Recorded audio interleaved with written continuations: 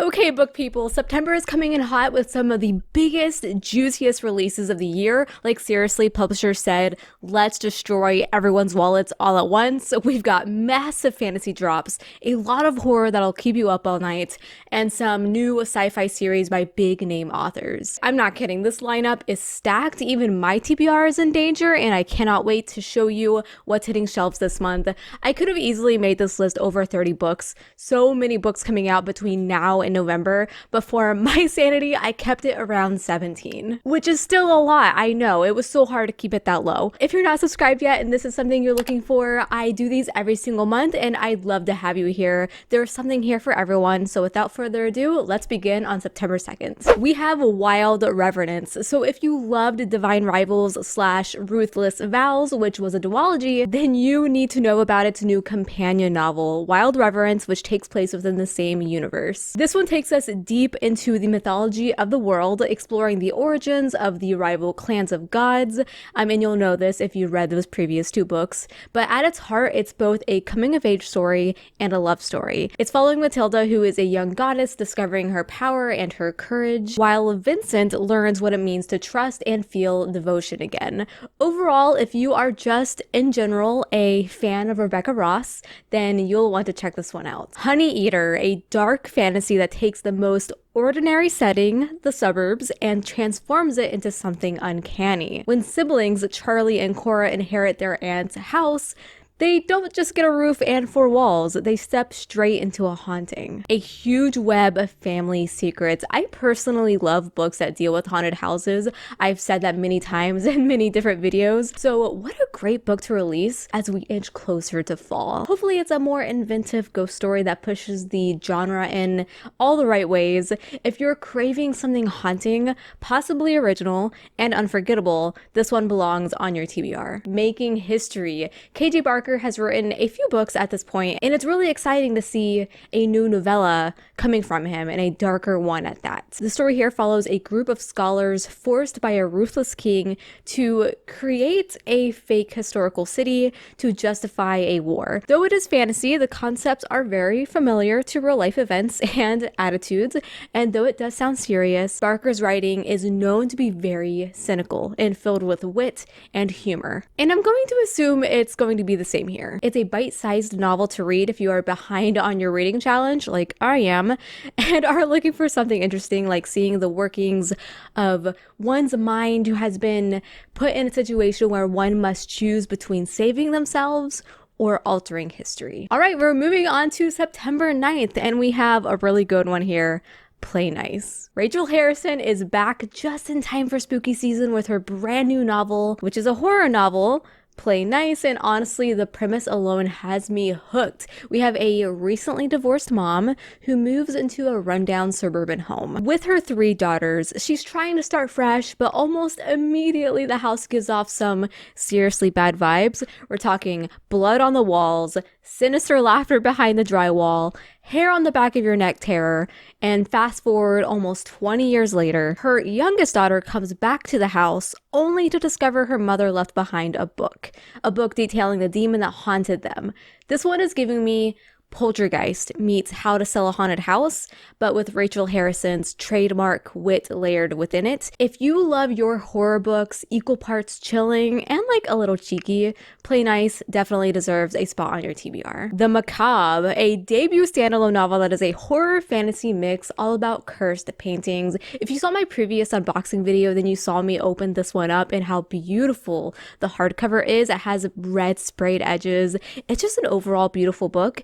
And the story sounds really interesting. So we follow Louis, or Louis, however you pronounce it. Maybe that sounds more fitting for this UK-based plot, and he has been sought out by the London Museum for his art. He's always felt connected to his painting in a very intangible way, and little does he know, this is exactly why the London Museum has reached out. It's there that he learns about a collection of 10 paintings with powers beyond this world. It sounds weird, it sounds creepy, blending horror and supernatural and ancestry. I love the physical copy of this, like I said, and I hope it's really good and I don't have to donate the physical copy because maybe it sucks.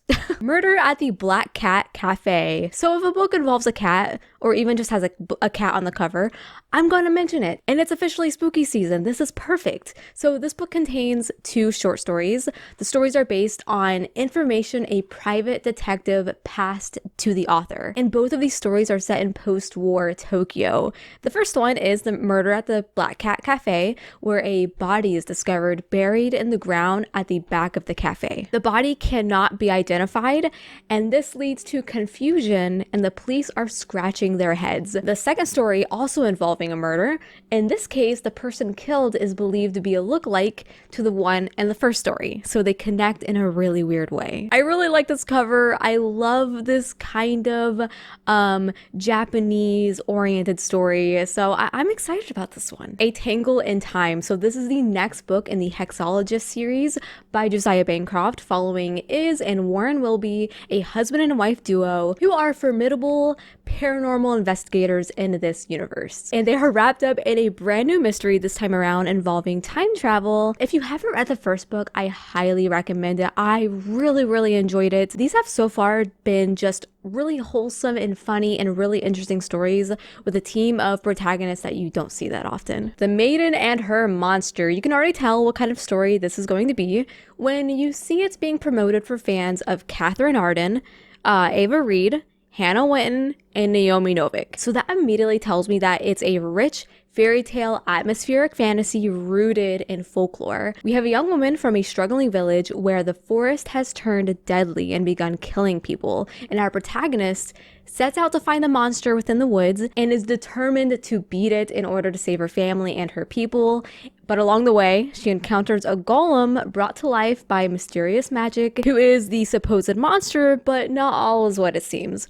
I'm really excited about this one myself. It's a big release, and I really hope it lives up to the hype. They Fear Not Men in the Woods.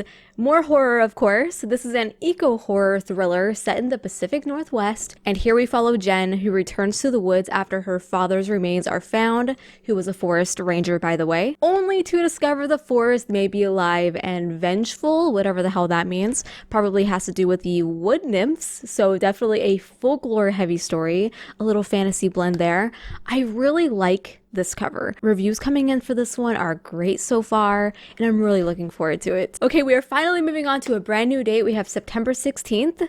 Among the Burning Flowers. We have more story within the Priory of the Orange Tree universe. This novella is set a couple of years after Priory, so it dives even deeper into that universe that we can't get enough of. And since it's a novella, you know it's going to be a quick but powerful read. Shannon's world building is always like next level. It's lush, detailed, completely immersive. And she's known for characters that feel layered and alive, so I'm expecting nothing less here. By the way, this is a dragon fantasy. If you haven't read Priory of the Orange Tree, you better get on that. This sounds like the perfect setup leading straight into Priory, and I cannot wait to dive in. If you're already a fan of Shannon's work, this feels like a must-read addition to the series. Exiles, a new sci-fi hitting shelves that is co-authored by 2 writers. This is a locked room mystery set in a remote outpost on Mars. We are following 3 astronauts and the AI robots that they encounter during their time of trying to colonize Mars. But they find that robots have inhabited some of the area, and one of the robots have possibly gone rogue. It's sounding like it's blending like psychological thriller with suspenseful horror, so it sounds like it's going to be one of those books that you just can't put down, like one of those one sitting kind of reads. Though I do love my big open world fantasies, I do really enjoy more isolated horror novels, so I'm eyeing this one up for myself. Moving on to September 23rd, we have Cat Dragon. Now, what did I say about cats being on the cover? I mean, come on. Look at it. Look at the title. As a cat lover, I am interested. And as someone who loves fall, I'm piqued. My interest is piqued because I've never seen a more fall-themed cover in my life. This is a cute and cozy YA fantasy following a witch who lives in the town of Tangleroot, and she still hasn't bonded with her cat dragon, where most witches bond with one at the age of 8. Nonetheless, she is thrown into an adventure with her best friend's brother, where I assume she will bond with her cat dragon. Sometimes you just need a book that feels like a warm hug, and this sounds like that book.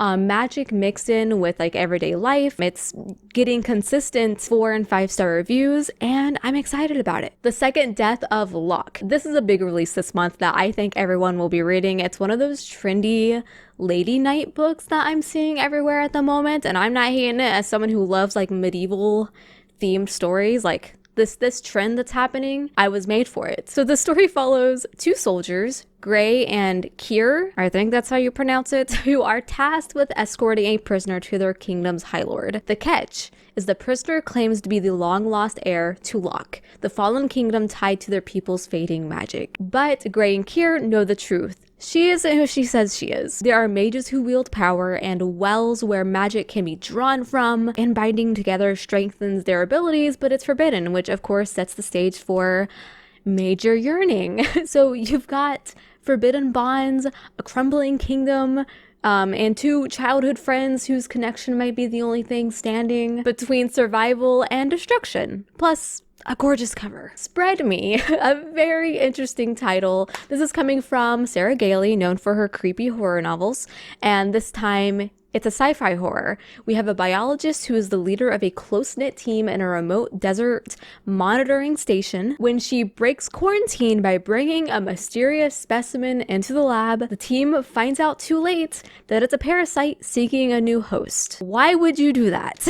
Like, I'm already questioning common sense. Now, the reviews for this one are interesting. People are saying it reads like erotica, but for science, and the description does mention seductive. And now the title makes sense. So I'm guessing it's spicy? If you've read this, let me know. Now, this is a novella, so not a full-length novel. It makes me a little sad. I oftentimes wish novellas were longer, which is why I don't read them that often. But it is Sarah Gailey, and she's very good at wrapping up a story. So if you're looking for a quick read in September, you have one here. The Fairy Morgana. If you haven't read a book from Louisa Morgan, I highly recommend giving her work a shot. She's a great writer and very underrated in my opinion, and she's a great storyteller. And she's releasing a new book that is King Arthur centered, but we are following the version of the story told from Morgan Le Fay. So if you are looking for a new King Arthur retelling, you have one here. And I mean, look at that cover. I wouldn't mind having that on my shelf. Well, actually I do. I have a copy of this, and it's gorgeous. Okay, we're moving on to September 30th, which is our final date, and we have The Moss. This is a horror novel being compared to The Haunting of Hill House with gothic undertones. It takes place in a ghostly town in Maine. We follow Emily and her sister Eve, who goes missing in the moss next to their house. Her dad sends her away for a year, but now she's back and the moss calls to her, and her dad is afraid to lose her as well. Now, I have started this one because, like how the moss is calling to the little girls, the cover was calling to me. I was curious, and the first chapter is very eerie. You got the whole creepy house surrounded by bog, you have black moss everywhere, the whole bird smashing into the kitchen window bit. Just a great setup for a great horror book. And now I need to continue it. The Haunting at Morsley Manor, a supernatural horror that takes place in a haunted English manor. We follow a once famous paranormal investigator who lost his crew to a terrible accident, but an opportunity arises to reclaim his name at an old manor house where things are going bump in the night. Supposedly very gory and very bloody. It sounds like a classic scary story with a redemption plot. That's all I really know about this one. The reviews for it are okay so far, but it sounds like it's one of those books that really needs to find its like specific audience. I really wanted to mention it here. So if you're looking for a really gory, bloody, campy horror book, here you go. And that is going to be it for my list today. We are getting into like the hottest months for book releases where we are just drowning. So if there's a book that you're excited about coming out in September this month that I didn't mention, please let everyone down in the comments know below. If you enjoyed this video and found something that you hadn't heard of before, like this video. It really helps me out a ton. Any interaction is greatly appreciated. I hope you have a great week, and until we meet again, happy reading.